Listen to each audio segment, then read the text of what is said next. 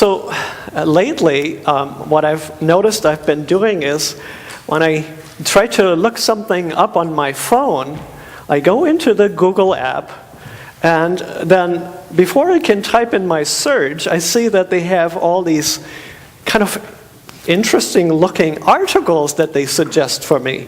Of course, that's because I've been doing searches before. And so I've noticed that I keep reading like more or less news bits or articles on the internet. And of course, I realize that some of them are written just to catch my interest. They don't really have that much information, but of course they display advertisements. But I was wondering if we, looked at our TV, opened a newspaper, or looked at our screens and found this in our feed. Female yuppie business entrepreneur spends $1 million on sociological science activist. The money was given by the young woman of relative unknown upbringing for the renegade's personal use instead of campaign causes. She did not even make any effort to hide her personal affection in public appearances. In one recent instance, she was seen literally hanging on the self-proclaimed world changer while he announced that he would use her fortune on his one-way trip to colonize Mars. Is that extravagant devotion? Or would you call that just crazy waste of money? We are approaching Holy Week today, and as I said to the kids, we are on day 32 in Lent. And next week we will celebrate already Palm Sunday. So for today's gospel, we turn from Luke, which year it is, to John, who is oftentimes quoted during Jesus' Passion. And in our reading, John tells of Mary sharing her devotion for Jesus. She uses expensive oil, and perhaps more extravagantly, she uses her hair and her tears to express her love, to serve Jesus, and in that way express her faith in him. Before entering Jerusalem for the Passover and for his Passion, Jesus made this stop in Bethany, where he had good friends. There was Lazarus, who lives there because Jesus raised him from the dead. And Lazarus lives there together with his sisters, Martha and Mary. Remember busybody Martha down there in the church basement, cooking always? And the dreamer Mary, who is in Jesus' Sunday school classroom, listening to everything he has to say? Well, while they were at dinner, Martha, as expected, was serving everybody. But, John tells us, Mary took a pound of costly perfume made of pure nard, anointed Jesus' feet, and wiped them with her hair. That was an unexpected act.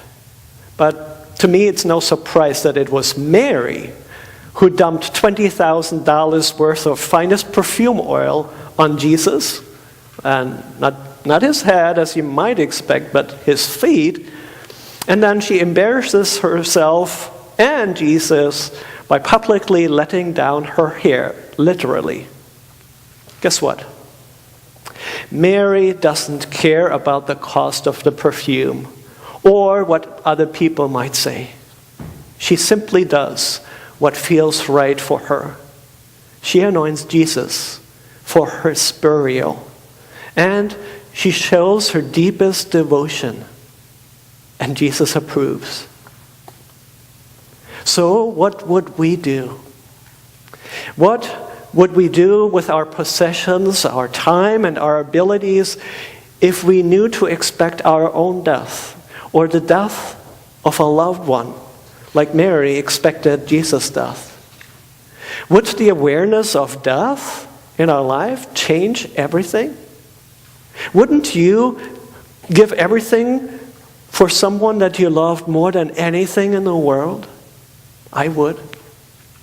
What then would we do to express our faith and our devotion, knowing that Jesus gave his life to save ours? It seems to me that you and I humbly respond the way that Martha did, at the very least, by serving Jesus in all different kinds of ways. But we also might be able to act like Mary in an extravagant demonstration of love and devotion. Our faith in God moves us to act in love, to serve, and yes, also at times show great devotion. Now, you might not express your faith in crazy ways like spending millions of dollars on a space mission for someone else, or maybe a couple grand on a funeral perfume. But you might show your devotion to Jesus by assisting in worship. We already have those who are serving on altar guild, setting up the table and the decorations for worship. Ushers are greeting people and help take the offerings. Acolytes might light candles or help the pastor and other communion assistants. There's the counters, the people at the video and sound equipment, musicians. And all of you are offering your praise and sharing your gifts to make this gathering possible. It may seem ordinary to you, but it is, in God's eyes, a sacrifice. Or you might share your devotion for Jesus by devoting your time to help with the church website, as we're still looking for a volunteer. That's behind the scenes work, but keep in mind, it will invite the world to meet Jesus. Or as a young person, or an adult leader in youth group, you might serve as an encouraging example to each other by participating in faith or service activities. Or another way to show your devotion to Jesus might be to leave a legacy after your death by donating a gift to the church from your estate. With a gift to an endowment fund, for example, you can help the church to celebrate, to teach, and to share God's love for generations to come after you have died. Those examples may not sound extravagant compared to some people who have devoted their entire fortunes, their life's work, or life itself to Jesus. But all acts of devotion are significant to Jesus. Jesus says in our gospel today, you always have the poor with you. So Mary did not wait until Jesus' burial. No, she used what she had bought for it right now, whilst Jesus was still alive and with her. So why wouldn't we use what we have now to help those who need Jesus?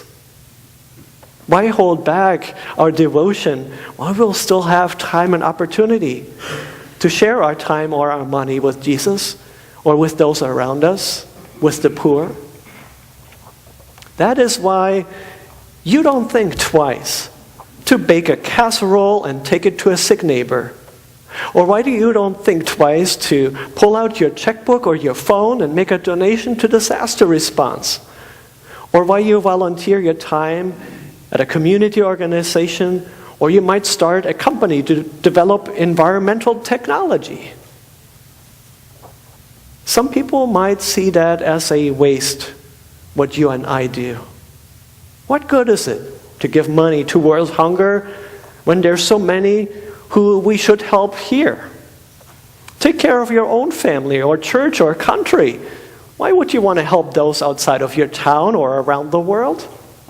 In fact, God doesn't need your money. Why waste your time at church when you only have so little time left and you could have much more fun by yourself? That's rational. It's also selfish. And it sounds pretty much like sarcastic Judas speaking to willfully discredit Mary. Mary, however, responded with her love, with generosity and extravagant devotion. Because Mary and we know the blessing of God through Jesus. Jesus has changed our life. Just like Paul describes how his life has changed. He says none of his former credentials matter at all anymore because of what Jesus has done for him and for all of us. He says, whatever gains I had, these I have come to regard as loss or rubbish because of Christ. And so, we renew our faith through devotion like Mary this Lent, or like Paul, who says, I want to know Christ and the power of his resurrection and the sharing of his sufferings by becoming like him in death, if somehow I may attain the resurrection from the dead. So nothing else matters, Paul says. Just like Mary, he's willing to do whatever it takes to experience life in Jesus, together in God's love, and share that with everyone. That's what drives the Apostle Paul. Do you know Christ? Do you believe in his resurrection and the gift of his forgiveness? Do you feel grateful for God's love? Well, you can hold back and wait. Or like Mary, like Paul, or Jesus himself, you can express your faith through acts of devotion and sacrifice. Whether they're extravagant or small, outrageous, or they might be hidden and no one knows about them.